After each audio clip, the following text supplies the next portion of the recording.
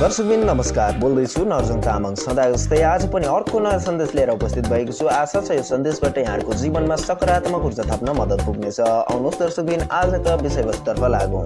एउटा गरिबको आँसु।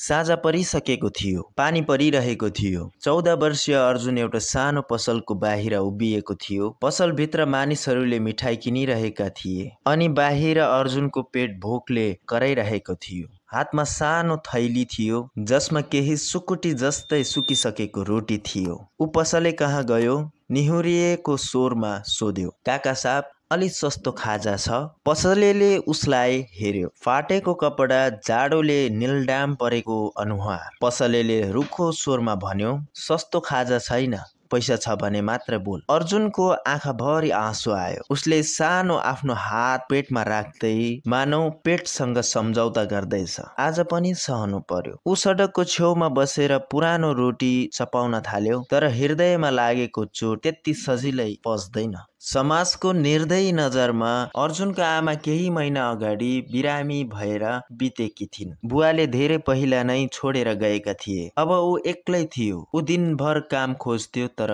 बालक भनेर कोही काम दिन्न थियो। कसैले दया देखाउँथे, कसैले हेला गर्थे। एक दिन ऊ एउटा ठुलो होटलको अगाडि उभिएको थियो। भित्र धनी मानिसहरू महँगो खाना खाँदै थिए अनि बाहिर ऊ भोकाएको पेट लिएर आफ्नो भाग्यलाई गाली गर्दै थियो। त्यतिकैमा एकजना ग्राहक बाहिर निस्किएर उसलाई कराए, किन यसरी टोलाइरहेको छस्? चोरी गर्न खोज्दैछस्? अर्जुनको मन टुक्रा टुक्रा भयो। ऊ चोरी गर्न होइन, एउटा सपना पूरा गर्न चाहन्थ्यो। ठ्याक्कै त्यही बेला होटलबाट एकजना वृद्ध व्यक्ति निस्किए। उनी अर्जुनलाई टोलाइरहेको थियो। अर्जुनका आँखाभरि आँसु भरिएका थिए। वृद्धले सोध्यो, बाबु, तिमी किन यहाँ उभिएका छौ? अर्जुनले आफ्नो आँसु पुस्दै, म पढ्न चाहन्छु, ठुलो मान्छे बन्न चाहन्छु, तर पहिले भोक मेटाउनु छ। वृद्धले यस्तो सुनिसकेपछि वृद्धको आँखाभरि माया उम्लियो। उनी आफै कुनै दिन यस्तै स्थितिबाट गुज्रिएको थियो विगतमा। उनी कोही साधारण व्यक्ति थिएन।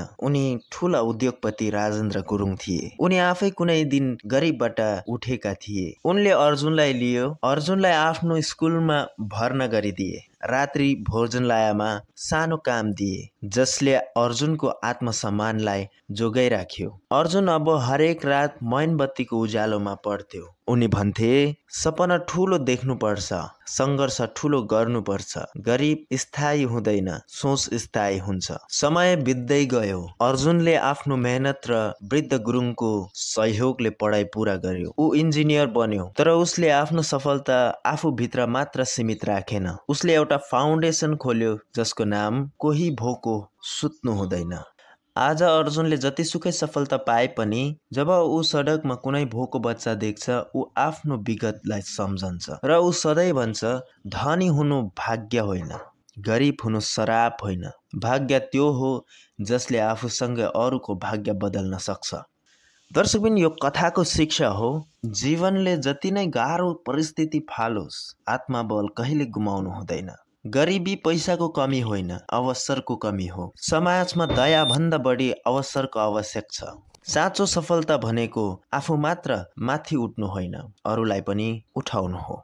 दर्शकबिन, यहाँहरूलाई हाम्रो भिडियो कस्तो लाग्यो? यदि राम्रो लाग्यो भने साथीहरूसँग सेयर गर्नु नबिर्सिनुहोला। यदि यस्तै मोटिभेसनल भिडियोहरू हेर्नका लागि हाम्रो च्यानल सब्सक्राइब गर्नु नबिर्सिनुहोला। फेरि अर्को भिडियोमा भेट्नेछौँ। तबसम्मलाई बिदा दिनुहोस्। नमस्कार।